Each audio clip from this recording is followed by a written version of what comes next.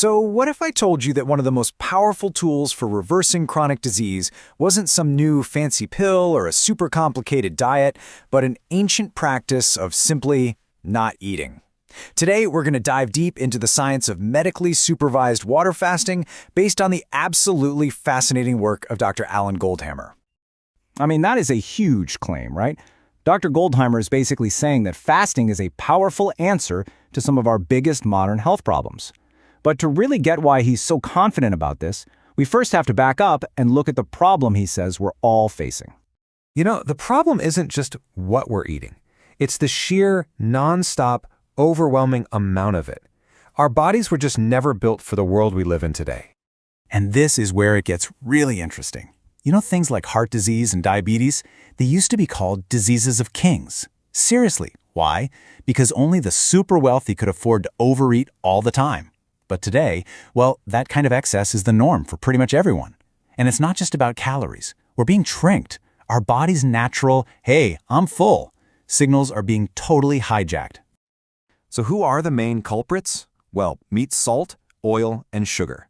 Dr. Goldhammer has this great acronym for them, SOS. And here's the thing, he argues they aren't even really food. They're these hyper-concentrated chemicals that basically hack our brain's pleasure centers.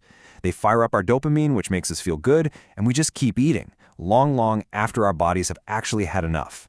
And the result of all that overeating? It's pretty dangerous.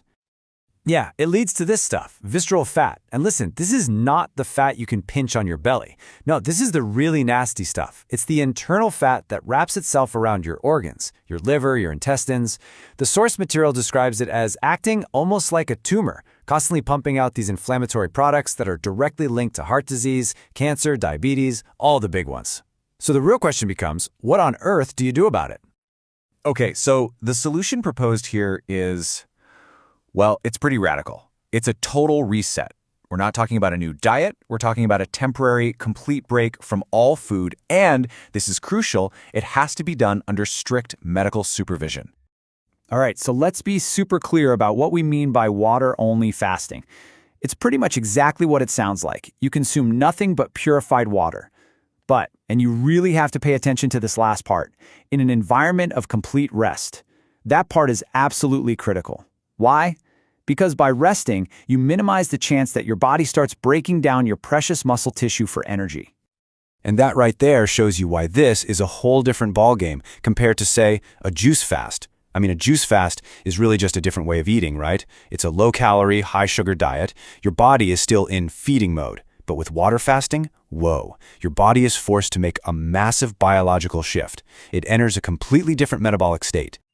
Okay, so what is actually going on inside your body when you stop eating? It's pretty amazing, actually. Your body kicks off this really smart, well-rehearsed survival plan. So for the first 24 hours, maybe a little more, your body's just burning through its easy-access fuel, the stored sugar, which is called glycogen. But once that's all gone, your body hits a fork in the road. It has to choose, burn muscle or burn fat. And this is where millions of years of evolution come in and do something brilliant. The brain, which, by the way, is a massive energy hog, it just flips a switch. And it enters this state called ketosis. So instead of running on sugar, your brain literally learns to run on something called ketones. And ketones are these little energy molecules that your body makes from breaking down body fat. This is the absolute key. It's what unlocks our ability to fast for longer periods, basically turning our own fat stores into a super clean burning fuel source for our most important organ. And while all that's happening, some other incredible things start to kick in. You know how exercise is great for your brain? Well, fasting does something similar. It ramps up the production of a chemical called BDNF. Think of it like a bodyguard for your brain cells. It protects them from damage, the kind of oxidative damage that's linked to diseases like Alzheimer's. And then there's this other amazing process that gets put into overdrive, autophagy. You can think of it like your body's own internal decluttering crew, kind of like a cellular Marie Kondo. It's this deep cleaning process where your body goes around, finds old, damaged, junked up cells, and this includes even potentially cancerous cells, and it just recycles them. It is the ultimate biological reset. Okay, the biology is just mind-blowing, right? But what about the actual results? I mean, does it work in the real world? Well, the data from these medically supervised fasts is, honestly, it's staggering. So, remember that nasty visceral fat we talked about, the stuff around your organs? In one study, they used DEXA scanners to track what was happening. And while patients lost about 10% of their total body weight, get this, they lost an average of 40% of their visceral fat. Your body's smart. It goes after the most dangerous fat first. And the effect on blood pressure? Just wow. In one study, they took patients with severe stage 3 hypertension. We're talking seriously high numbers here. And their systolic blood pressure dropped by an average of 60 points. 60! For anyone who deals with high blood pressure, you know that is an absolutely life-changing number. And just to really hammer this point home, in another major study, they tracked 174 patients in a row who all had high blood pressure. And every single one of them was able to get their blood pressure back to normal, without any medication, just through this process. The benefits don't stop there. Fasting also works like a hard reboot for your gut. It seems to just wipe the slate clean, clearing out a lot of the harmful bacteria. This gives you a golden opportunity during the refeeding period to repopulate your gut with the good guys, the beneficial microbes. And that has huge implications for everything from your digestion to your immune system and even your mood.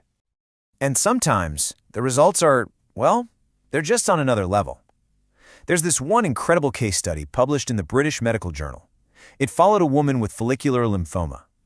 Her tumors had been growing for 2 years, but during a 21-day fast, they just disappeared, vanished.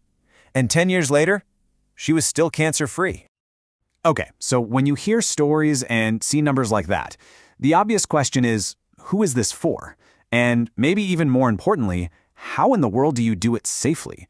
Because let me be clear, this is not something you just decide to try at home on a whim. Well, Dr. Goldhammer lays out a few different scenarios. For someone who's already healthy, a shorter annual fast, maybe 5 to 10 days, could be a great preventative tool, a way to reset your palate and get some of those cognitive benefits. But for people who are dealing with chronic conditions, things like hypertension, type 2 diabetes, or autoimmune diseases, that's when longer, fully medically supervised fasts are used as a serious therapeutic tool. And please pay close attention because this might be the single most important part of this whole process, the refeeding. If you do it wrong, it can be incredibly dangerous. It has to be a slow, careful, step-by-step process. You start with simple juices with no fiber just to gently wake up your digestive system. Then you slowly introduce whole foods. This right here is exactly why medical supervision is not a suggestion. It is absolutely non-negotiable. So all of this leaves us with one final, really big question to chew on. We tend to think of fasting as this extreme idea. But what if we've got it backwards? What if the truly extreme thing is our modern world, with its constant, nonstop bombardment of food-like substances? When you look at it from that angle, maybe fasting isn't extreme at all. Maybe it's the most logical and powerful response we have to get our bodies back to the way they were meant to be.